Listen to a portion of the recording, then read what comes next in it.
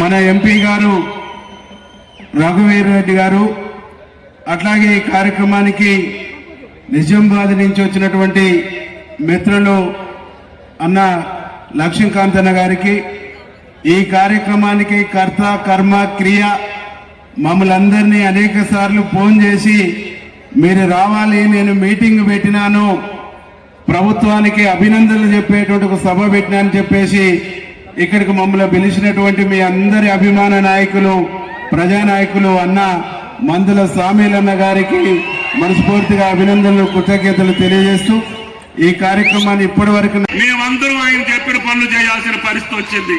కాబట్టి దళిత బిడ్డ ఈరోజు మొట్టమొదటిసారిగా ఈ వర్గీకరణ మీద, కులగణన మీద ప్రభుత్వానికి, ముఖ్యమంత్రికి, ఉపసంఘ అధ్యక్షులకి అభినందనలు తెలియజేయడానికి, కృతజ్ఞతలు తెలియజేయడానికి ఇంత పెద్ద ఎత్తున ఈ సమావేశాన్ని ఏర్పాటు చేసినటువంటి సామేల్ గారికి, ఈ కార్యక్రమం యొక్క విజయవంతం పాటుపడ్డటువంటి కాంగ్రెస్ పార్టీ పెద్దలకి, కార్యకర్తలకి, అదేవిధంగా వెంకన్న గారికి ప్రత్యేకంగా ధన్యవాదాలు తెలియజేస్తూ ఆలస్యమైనందుకు మన్నించమని చెప్పి మిమ్మల్ని అందరినీ ప్రార్థిస్తూ సెలవు తీసుకుంటున్నా. జై కాంగ్రెస్.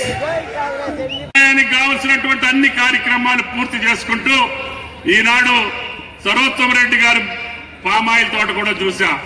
నా కన్నుల పండగగా ఉంది. నీళ్లు వస్తే వరి పంట కాదు, బాబేసినట్టుగా అందరూ పామాయిల్ అయ్యండి, మిమ్మల్ని లక్షాధికారులు చేసేటటువంటి బాధ్యత ఈ కాంగ్రెస్ ప్రభుత్వం తీసుకుంటుందని చెప్పి మీకు ఈ సందర్భంగా మనం చేస్తున్నాం.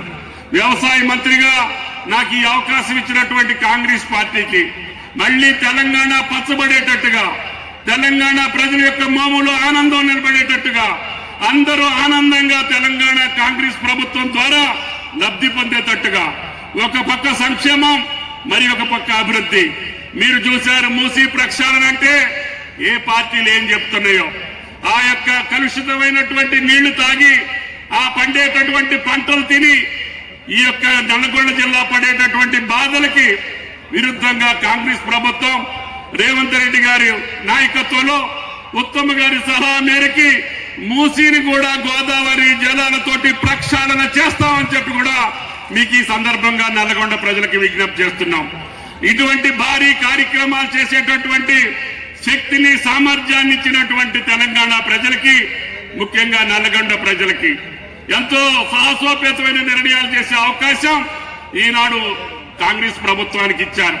కాబట్టి ఈ పెద్దల యొక్క సలహాతోటి రేవంత్ రెడ్డి గారు ఆచితూచి అప్పులున్నా, ఆర్థిక పరమైనటువంటి భారం ఉన్నా, వెసులుబాటు లేకపోయినా 1,53,000 కోట్లు బాకీలతో పాటు వడ్డీ కట్టుకుంటూనే సంక్షేమ అభివృద్ధి కార్యక్రమాలను నిరాఘాటంకంగా కొనసాగించేటటువంటి శక్తి ఇచ్చినటువంటి కాంగ్రెస్ పార్టీ కార్యకర్తలకి, నాయకులకి, వేదిక మీద ఉన్నటువంటి పెద్దలందరూ ఉన్నారు. పార్టీ అధ్యక్షులు వెంకన్న గారు, శంకర్ నాయక్ గారు కష్టపడ్డారు కాబట్టి శంకర్ నాయక్ ని పిలిచి ఈనాడు శాసన మండలి చేశారు.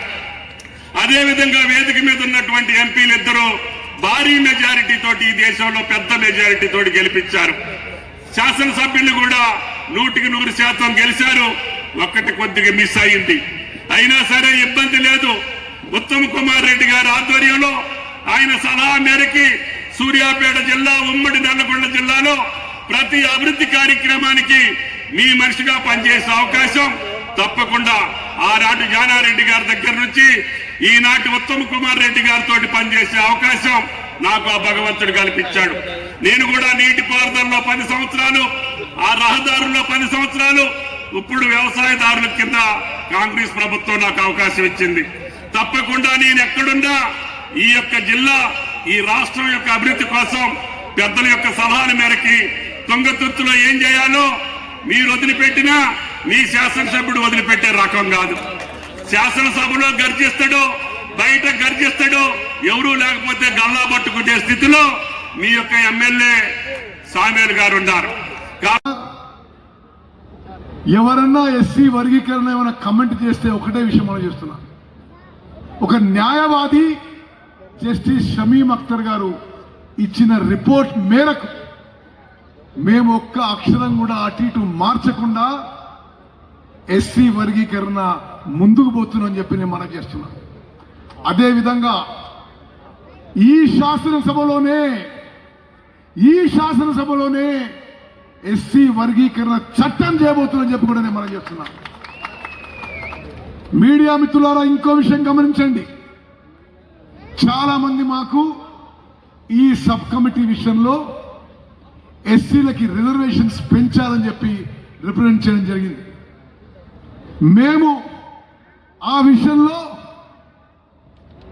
వచ్చే సంవత్సరం 2026లో జరిగే సెన్సస్ ప్రకారము ఆ సెన్సస్ లో ఎస్సీ జనాభా పర్సంటేజ్ ప్రకారం 17, 17.5, 18% ఎంతుంటే అంత తెలంగాణ కాంగ్రెస్ ప్రభుత్వం సెన్సస్ తర్వాత ఎస్సీల రిజర్వేషన్ సెన్సస్ లో ఎంత పర్సంటేజ్ వస్తే అంత పెంచబోతున్నాం చెప్పి కూడా మనం చేస్తున్నాం. ఈ విషయం కూడా మా సబ్ కమిటీ రికమెండేషన్స్ ఇవ్వడం జరిగింది.